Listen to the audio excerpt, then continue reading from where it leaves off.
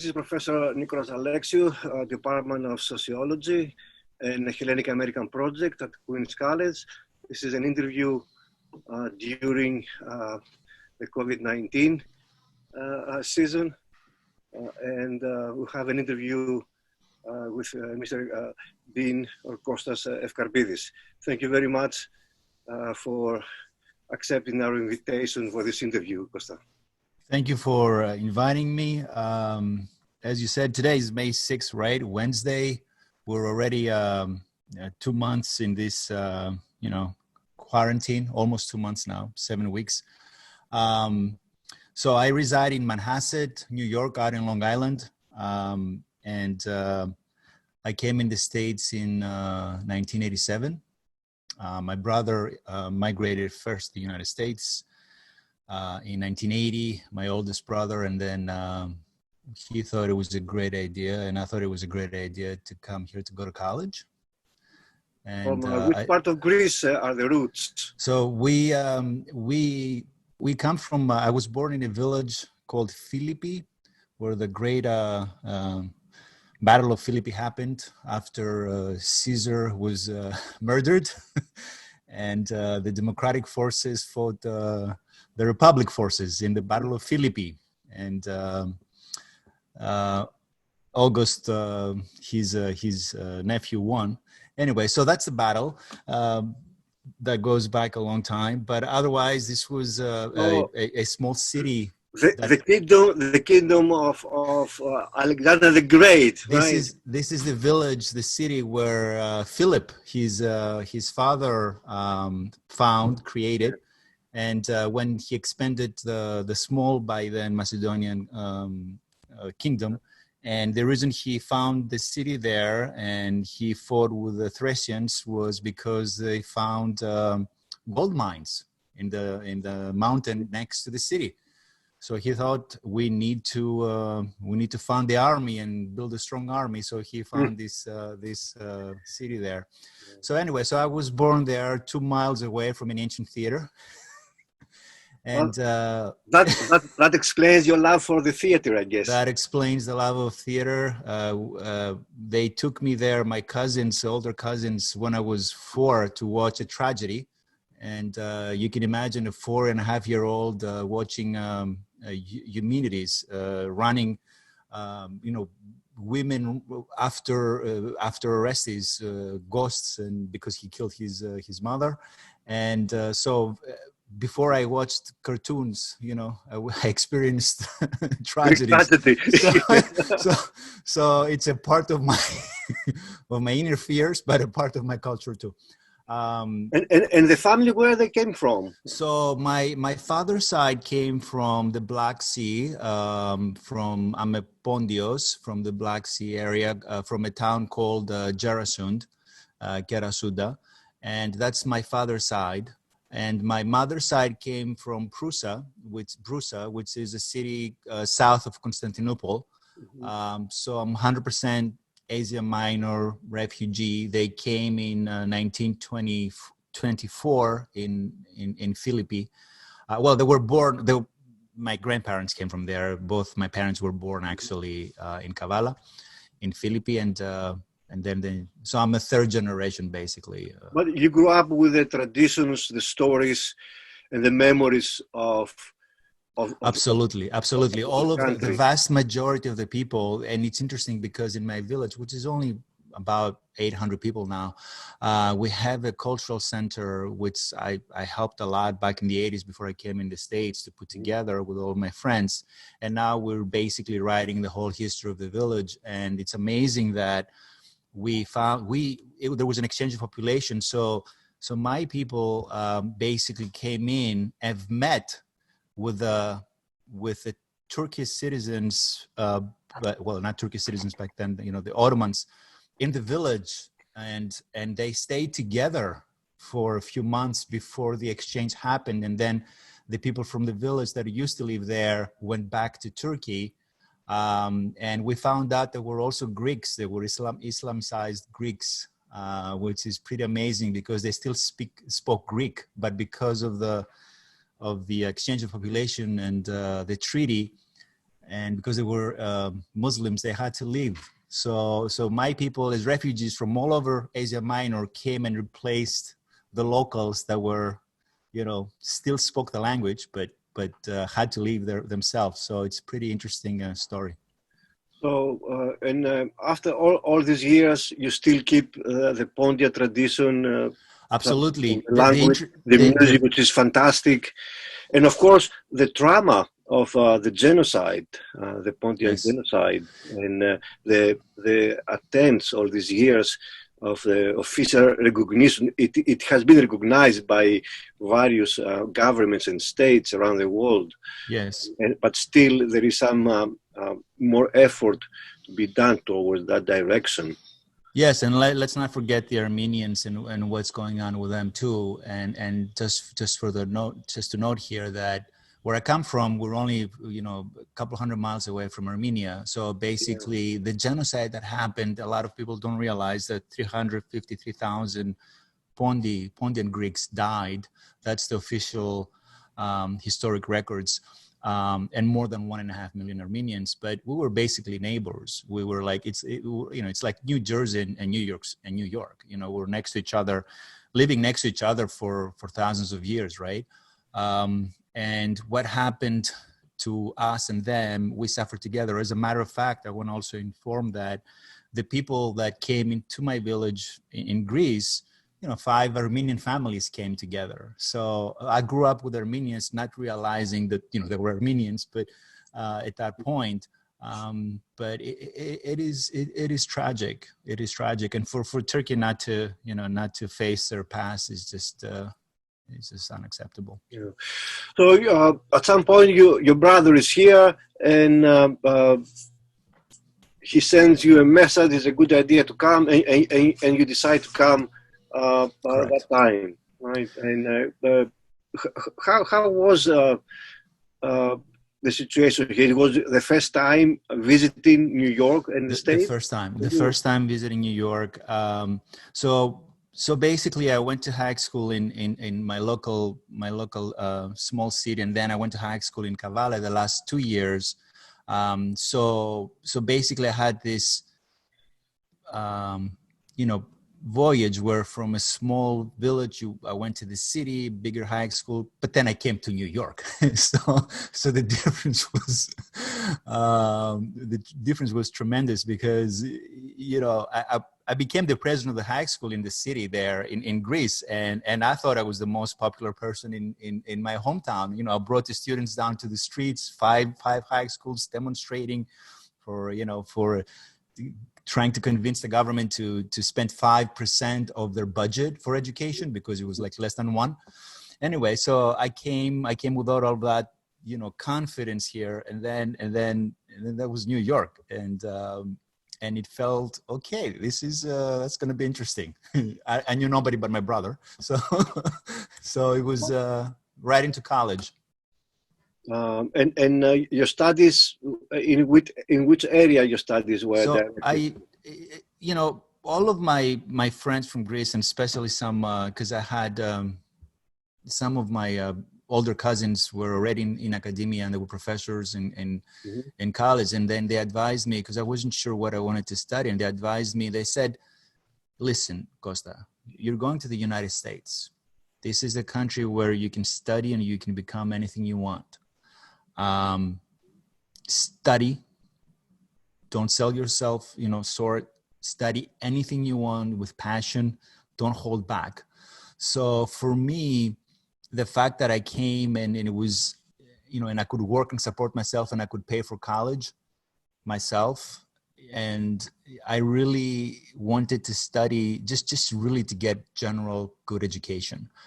And at that point, my passion was, history. My passion was anything about, Greece and its traditions. And it felt right to study theater, the history of theater, how it started. It was always very intriguing for me. So, and that's what I studied. I studied theater as a major and classics as a minor. Which school was that? Hunter College.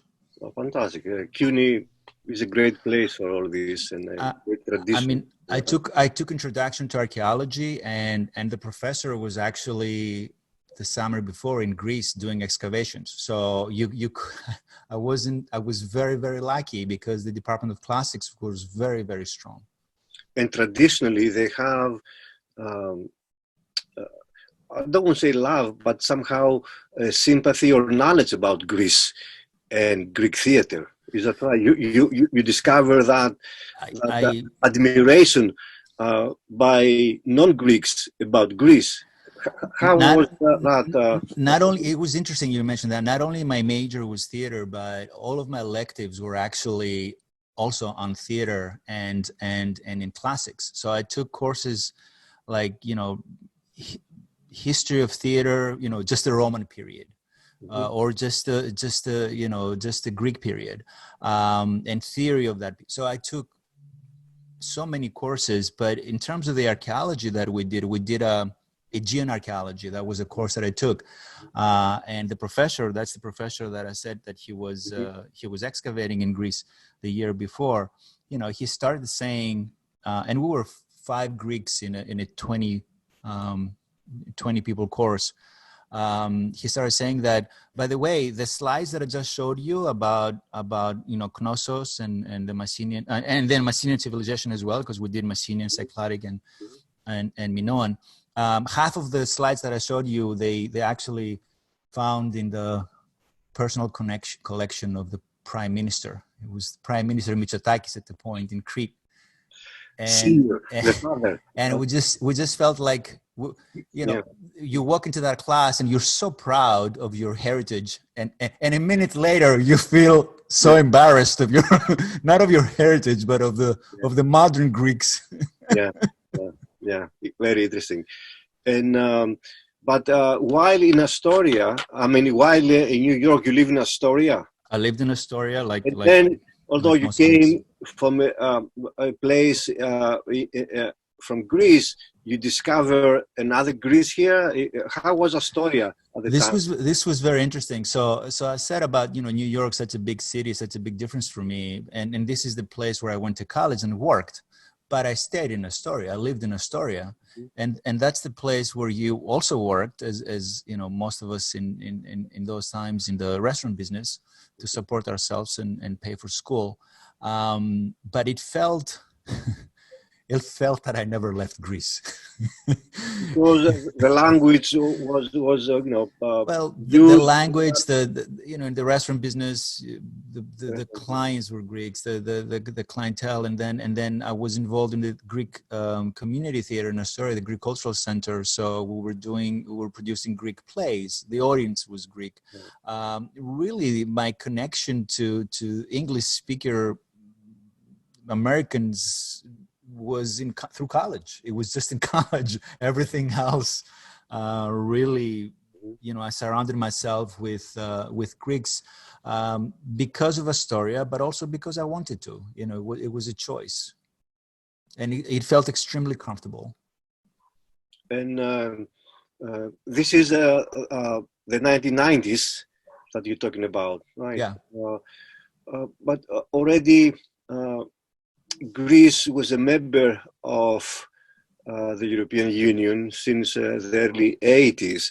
And then in the 90s, perhaps it was a movement of many educated, and not only educated Greeks, but especially educated who returned back to Greece to find a position in universities or other institutions.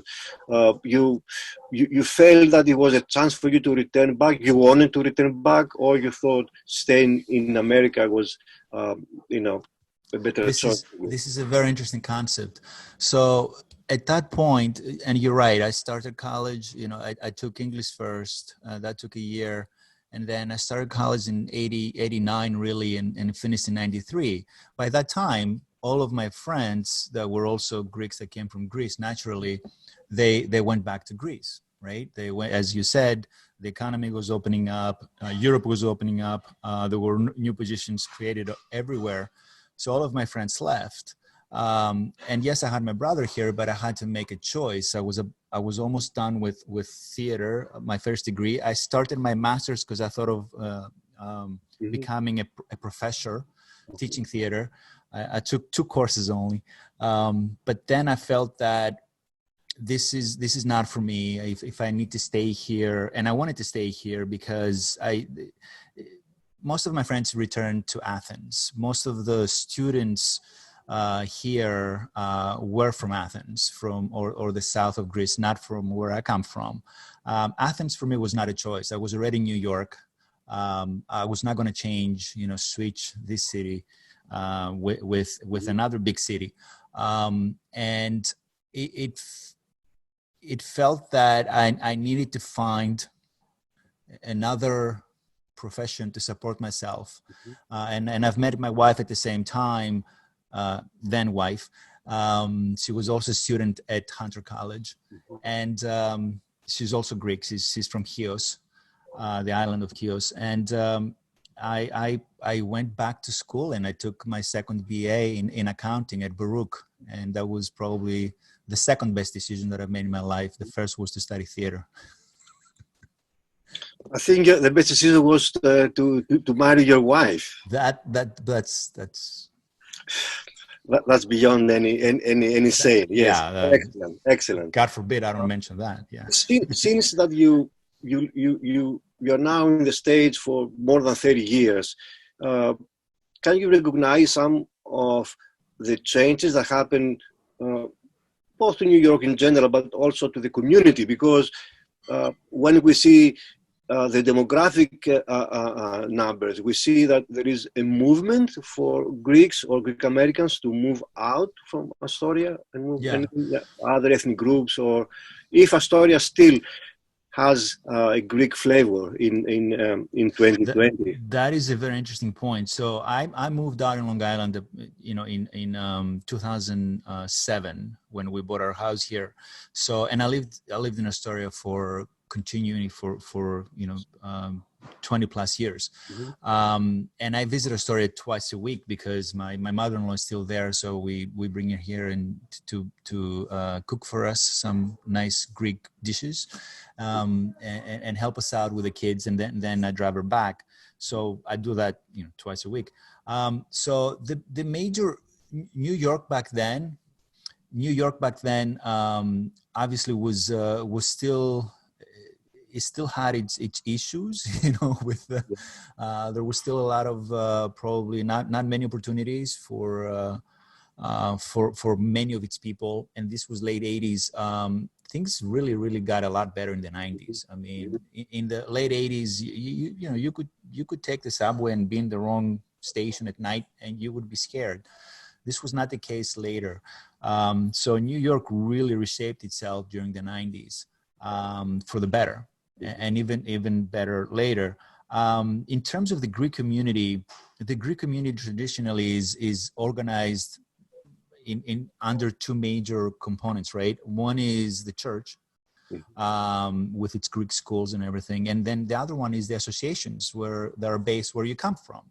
So, for instance, where I come from, which is Kavala, which is a city of 80,000 people, there is an association here of people that come from Kavala, the Kavala Association, who by the way, I'm the vice president of that association right now. And so naturally, that's how Greeks are being organized.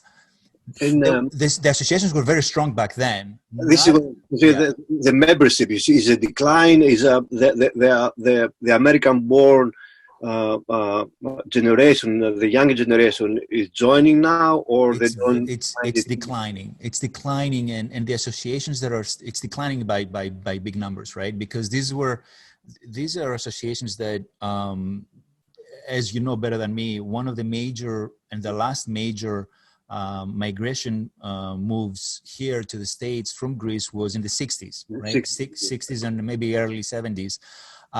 So naturally, and these are the parents of most of the Greek Americans today, those are the people that really, helped.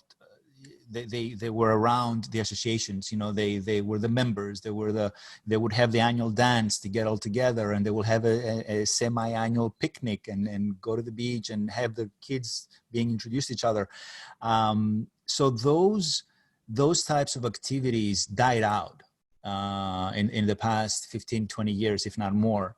And I think their kids, which would be the equivalent of myself or my kids, are now mostly organized based on their jobs, professional associations. So back then, I don't think there was a Greek American Medical Association or a Greek American, maybe professor association. Now that's how they are getting organized. And so there's still Greek Americans getting together, but not necessarily based on where they come from, because they were all born here anyway, but based on what they do for a living, which is just a change. But the concept is the same, right? They're still getting together, they're still helping each other, and their community. So it changed, but not in terms of losing members, becoming Americanized and part of the general country, but just the way they're organized. I want to ask two things. One is, if all these years you had a chance to visit Greece and your town, your village, and if the new generation,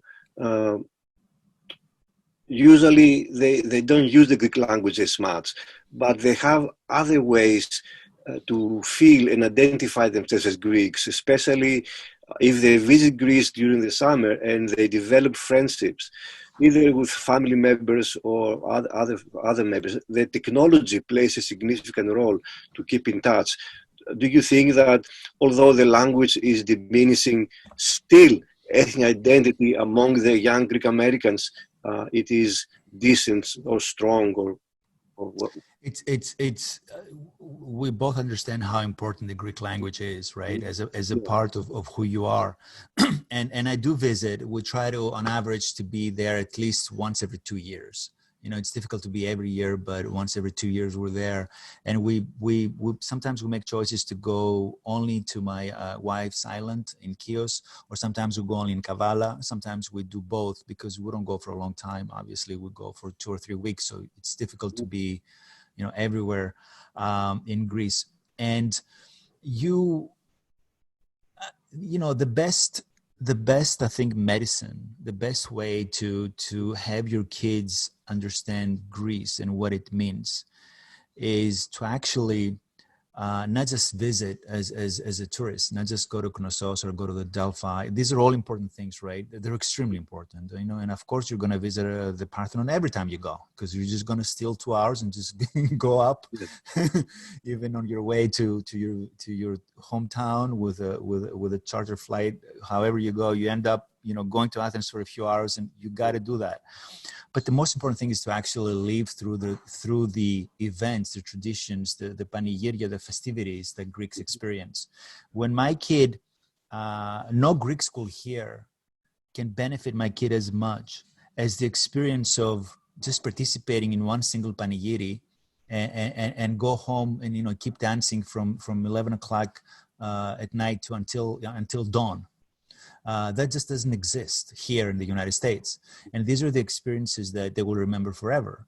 And that's how they're going to make friends. And that's how they're going to understand that, hey, this is a country where my parents came from, that some things are being done differently here. There is a sense of community that it's a lot stronger, right? And I'm not talking about the Greek community. I'm talking about on a community level here and a community level there. The bonds within the community in Greece are extremely tight.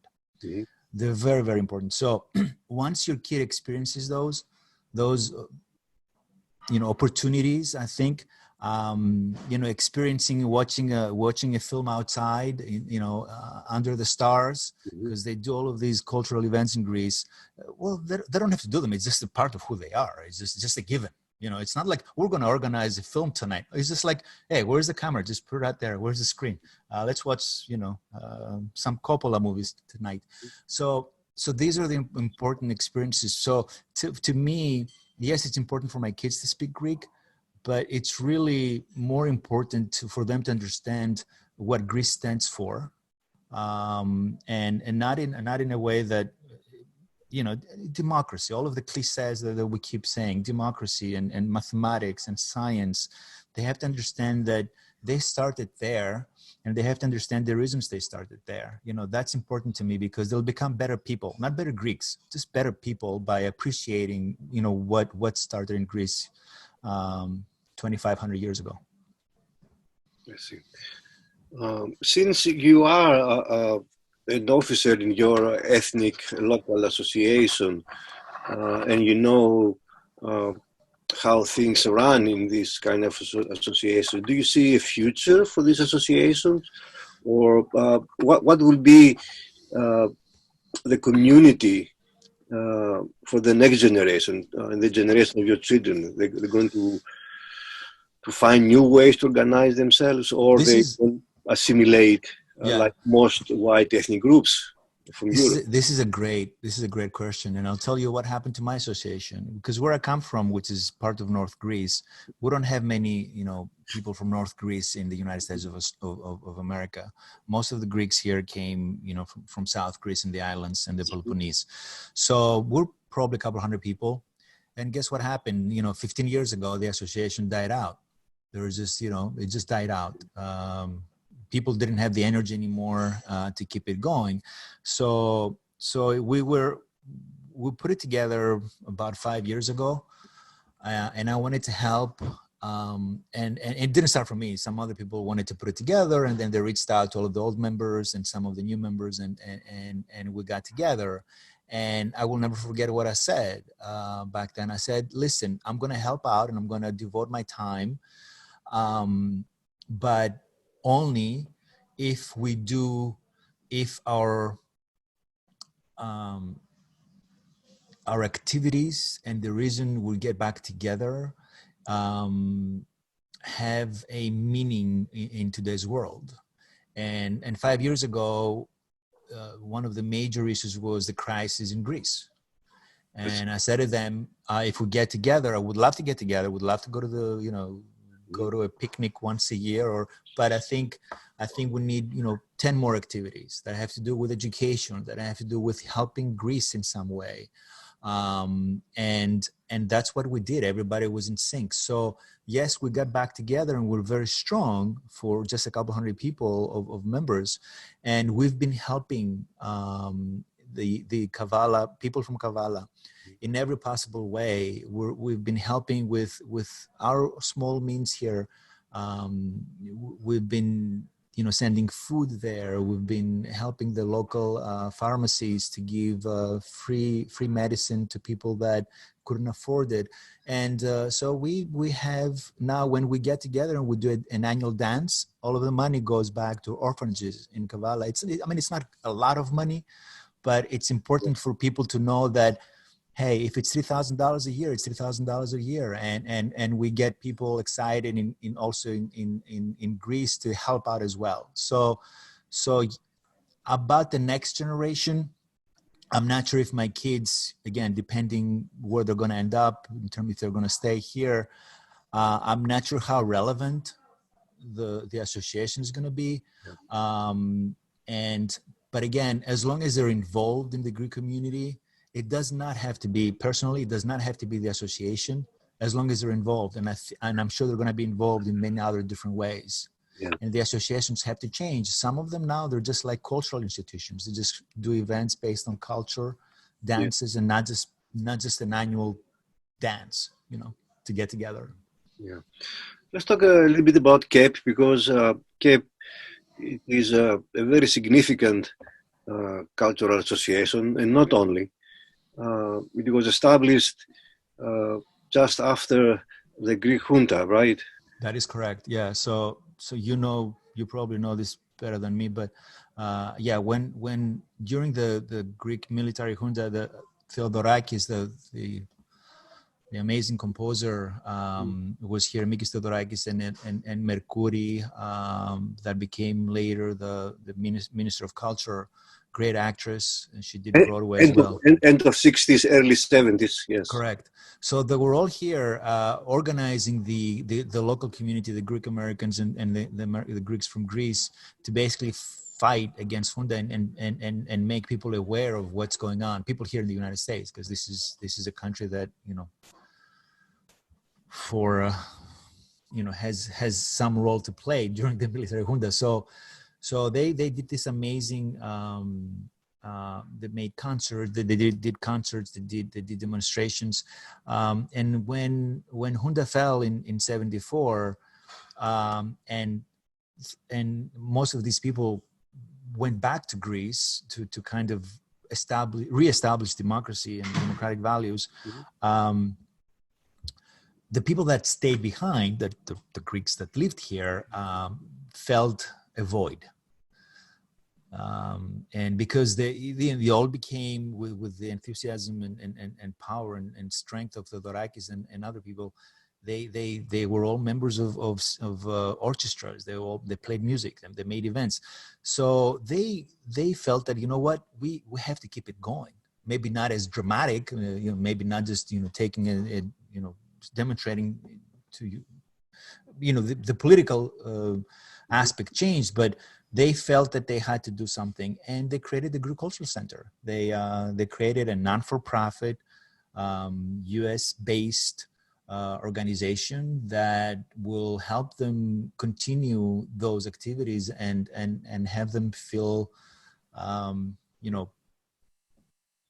connected to their homeland. So that's how it was born in 1975, and they started with theater and films and the first dance group was very important.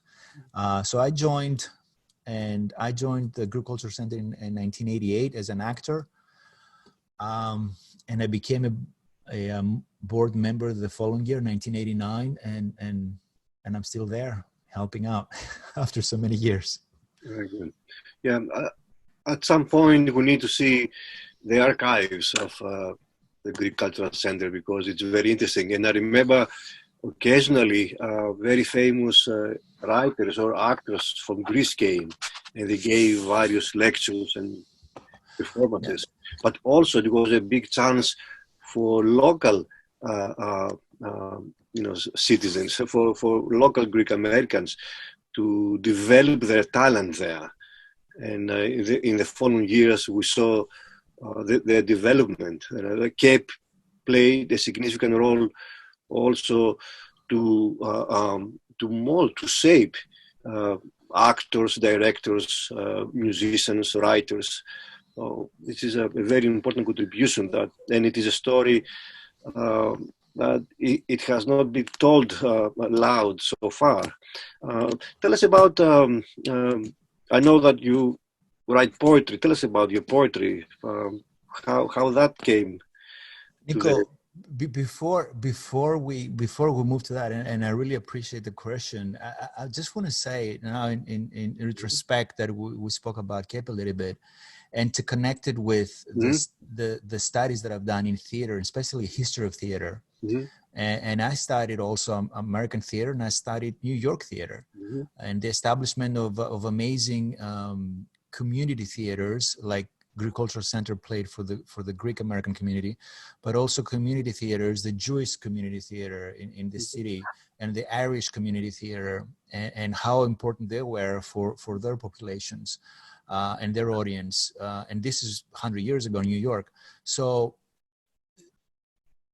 based on the studies that I have and the experience that I have, it must be that at this point, the Greek Cultural Center is probably the most important theater around Greece, outside of the borders of Greece, anywhere in the world for the last century. Yeah. I'm not sure. I don't know how much Alexandria had to play a role. Or some places in Turkey or even in Russia. But I think the Greek Cultural Center of New York, at this point, it's probably the most important institution of keeping Greek culture outside of the borders of Greece. Maybe the one in Venice too, but all of those were 17th century, 18th century. But for the 20th century, I think the Greek Cultural Center has to have that importance. No, I agree with you. That's why I said we need a specific, a separate, Yeah. another interview to go through to talk. And my goal with your help too will be to finally, not only take care of the archives, but also publish a book with its history. And myself, as a Hellenic American project, the archives that we have at Queen's College, I have some posters and some histories in a book by one of probably the most important person in theater, Lemos, who started it all. Yeah. And of course, I have the archives of other directors, theater directors. Yes. But, so that's another chapter. Yeah, because I know about the history and the important role of the theater. By the way, since you mentioned the junta, Lemos' career ended up because he announced that this is a sad day in the middle of his performance. This is a sad day. A military junta took over. A coup happened in Greece, and then the Greek Americans they didn't like that at all. So that shows something about the political affiliation. But your general understanding. What are the politics, if there are any, of the community? We saw many differences in the 70s because of KEP and because of other radical professors and because of a strong student movement of Greek-born students. It was a movement. It was a dialogue, even among college students, universities, when they had their student associations. Yeah, I'm sure that in Hunter you had a Greek association. Right? You wouldn't know the details, but back in early '90s, I produced a play in Greek Culture Center called Periomogenias, which means about the Greeks. And it was basically as a student, my view of the Greek American community. And it was a parody, it was a comedy, so of course I had to make fun of them. Mm-hmm. And it was extremely successful because obviously our audience was students mostly. And so I created the experimental stage, Πειραματική σκηνή, and they were all students from Greek labs, mostly from Queen's College actually, and Hunter. And within the Greek associations, because obviously I wanted them to make sure that all Greek clubs knew about it and come and watch the play, which was our own point of view, right, about the community, about where we live. And I had issues within, just from a couple of members that now became actually some of them distinguished members in the political arena in Greece. And they went against it. They were against me and for doing this effort because they had different political views about the Greek Cultural Center. But again, it's the Greek Cultural Center. It's not think of the title, right? It's not the it's not the red or the green or the blue Cultural Center. It's just the Greek Cultural Center. It's supposed to have everybody under its umbrella. And I had issues with those individuals. They didn't want the Greek clubs to participate, to affiliate with the Greek Cultural Center, which made no sense to me. And we finally, the CEFS, which was the Greek Association of Greek Clubs of schools, we had to have a vote. And of course the vote was, the decision was that, yes, of course we have to help the Greek Cultural Center and we're going to create this theater and we're going to have students. We cut more than 2,000 tickets with the performances. We toured. We went to Connecticut and New Jersey. So with this play. It was very successful. But it's interesting that those two people went to Greece and now they're in the political arena, which none of the rest of the members became politicians. So yes, we have, we have variety of the political arena, but we're Greeks. Every decision we make every day, everything we talk about, it has a political background. In general, as far as concern Greek Americans and the arts, it's only a small minority of Greek Americans who has the energy, the ability, the sensitivity to engage themselves to cultural activities. What I wrote, and I say many times, that in a radius of 4 or 5 miles between, let's say, Ditmars, which is the old Greek neighborhood, to the Kaufman Studios on, let's say, 4th Avenue, you find, hundreds of Greek restaurants and eating places and cafeterias, but not one bookstore, not one gallery. We needed Sam Chekwas to open the first bookstore. Nigerian who study in Thessaloniki, and he thinks that he's Greek, yes. And my question is that although the Greek Americans have an upward mobility as far as concern the economy or the social status or the neighborhoods moving out, why there is not an emphasis on culture and the arts? This is a very sensitive issue for me, because being in the Greek Cultural Center for so many years and being a board member, which means I'm also responsible to fund the operations and to get the help from the community, right? To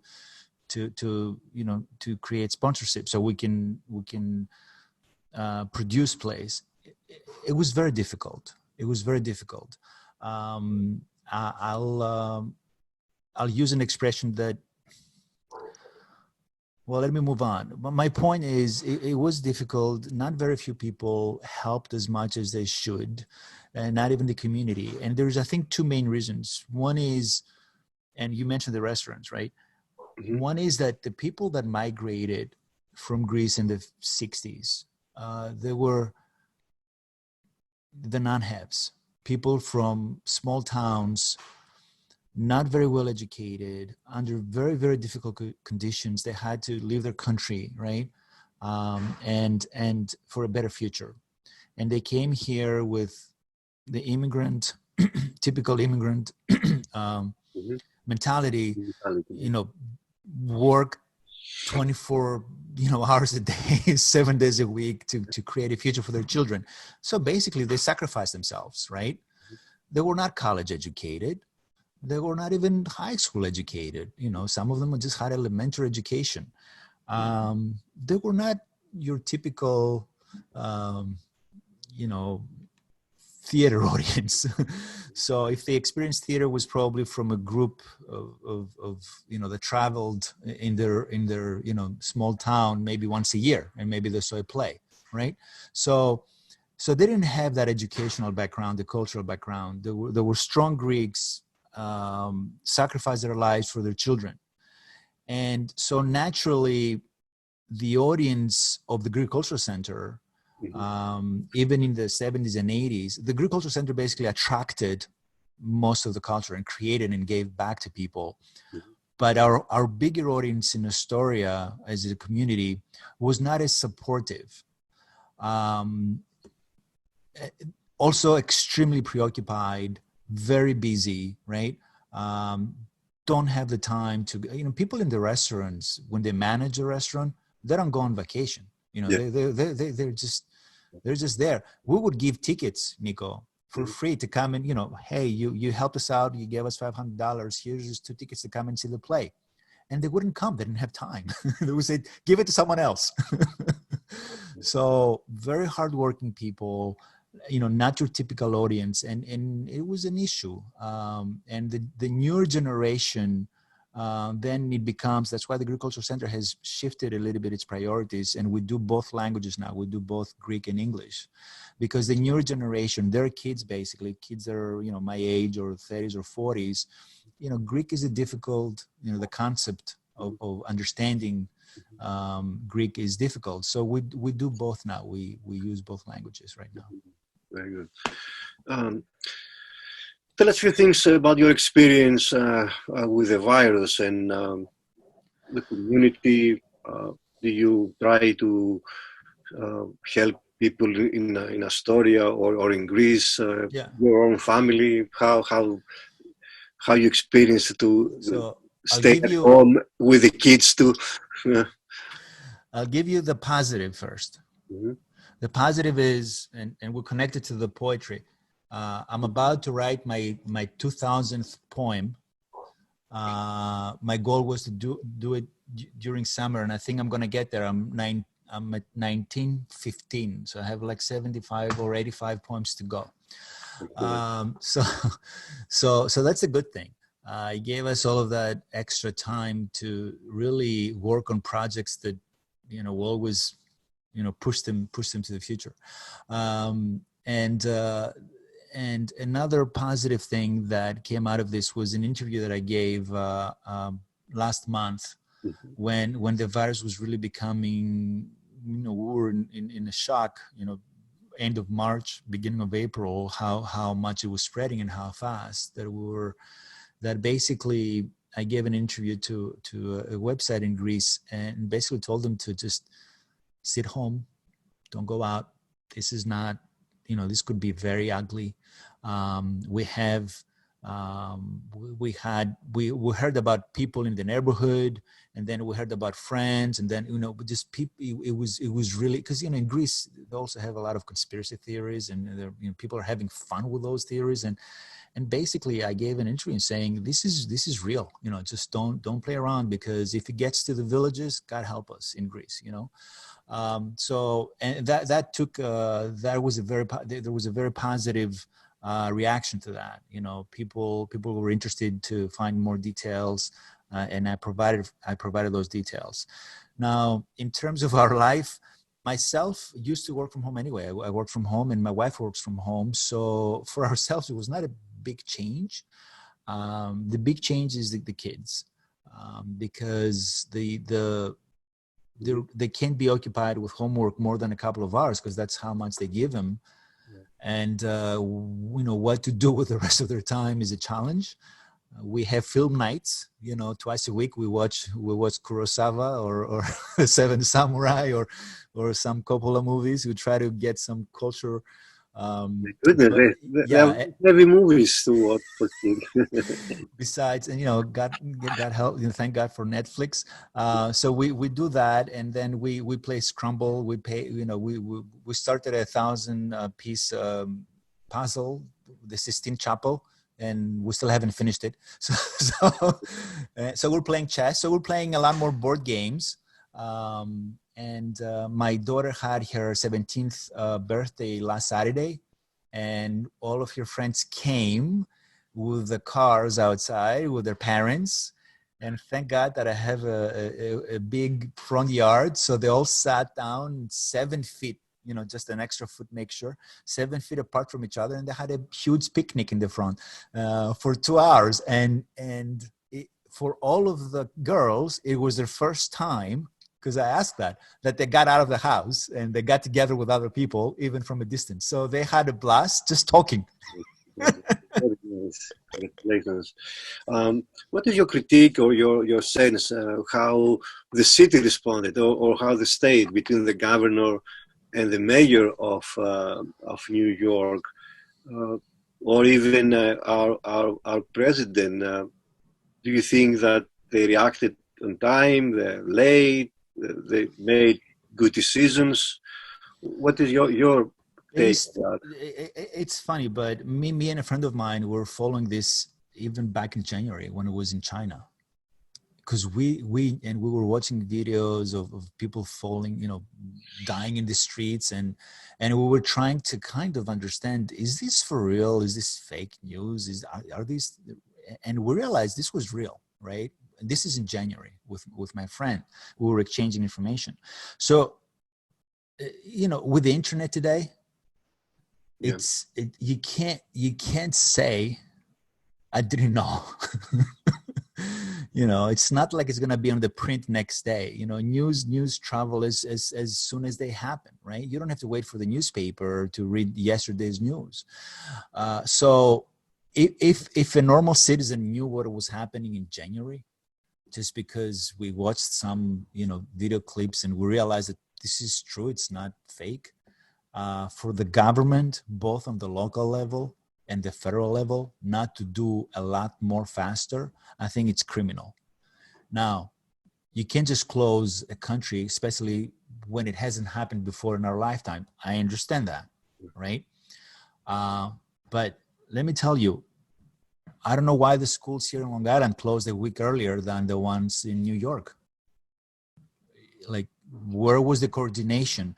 That week in New York City could have saved a lot of people. Yeah.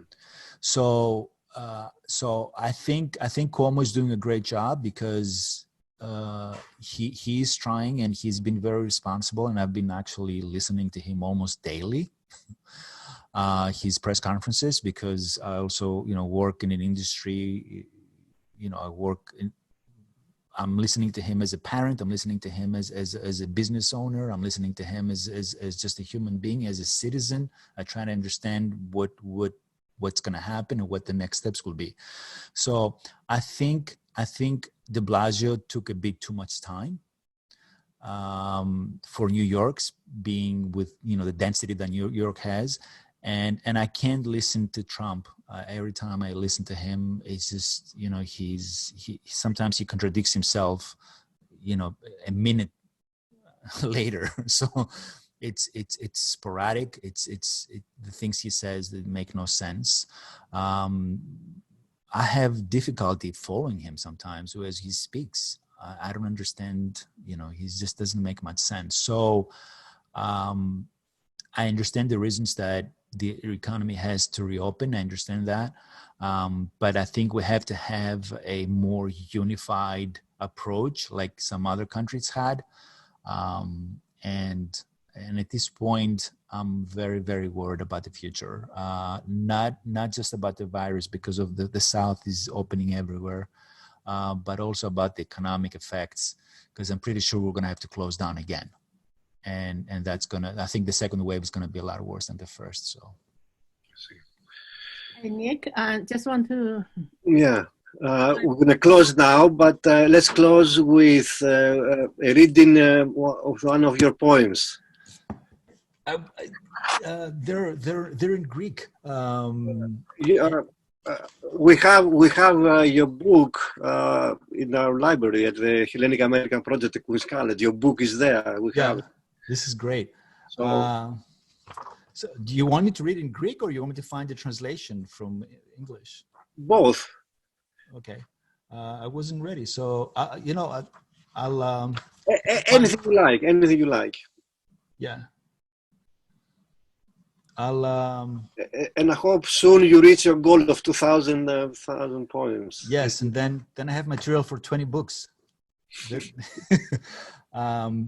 All right, so I'll read one of the... You started writing in a young age? When I was 15, my first poem was about my parents. The second poem was about Nelson Mandela. 15 years old. Okay, I'll read one about the virus, and it has to do the virus in Knossos. Oh wow! It's connecting the history. So it's in Greek. And this was written on Tuesday, April 28th. Ο ιός στην Γνωσσό. Η επαφή τώρα φευγαλαία. Οι νεκροί φεύγουν χωρίς κηδείες. Οι ζωντανοί κρύβονται στα κάστρα. Τα ζώα εμφανίζονται στην κοιλάδα. Κατεβαίνουν από τις βουνοκορφές. Ύστερα ο νόμος θα επιβληθεί. Τώρα δημιουργείται ο νομοθέτης. Μία επανάσταση σταματάει μία άλλη. Θα βρέξει, εκτός και αν ο αέρας πάρει μακριά τη βροχή. Πρέπει να βγάλουμε έξω τα δοχεία. Η θάλασσα αγριεύει. 2 δελφίνια παίζουν στα βαθιά. Το πλοίο πολεμάει τα κύματα. Θα προλάβουμε να φτάσουμε στο λιμάνι. Φωτιές παντού, δηλητήριο ο αέρας. Τα μάτια τσούζουν, τα πνευμόνια καίνε.